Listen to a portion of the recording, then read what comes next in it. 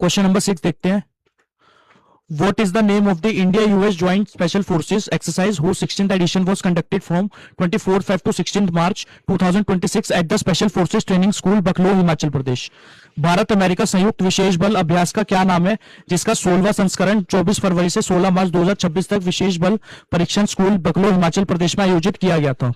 Option है आपके ए युद्धाभ्यास, बी मालाबार, सी वज्र प्रहार, डी टाइगर ट्रिम्फ। आपके पास 10 सेकेंड है, सोचिए और इसका आंसर करिए।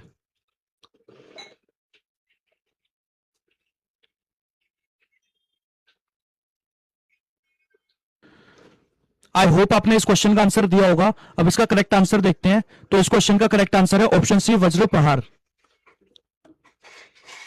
वज्र प्रहार एक ज्वाइंट मिलिट्री एक्सरसाइज है जो इंडिया और यूएस के बीच होती है। इसमें दो देशों की स्पेशल फोर्सेस पार्टिसिपेट करती हैं। अगर बात करें इसके फोकस की तो counter terrorism and special operations. देखिए इस एक्सरसाइज का मेन फोकस है एंटी टेरर ऑपरेशंस पर होता है। स्पेशल फोर्सेस को होस्टेज रेस्क्यू और अर्बन वेलफेयर जैसे सिनेरियोस की ट्रेनिंग दी जाती है।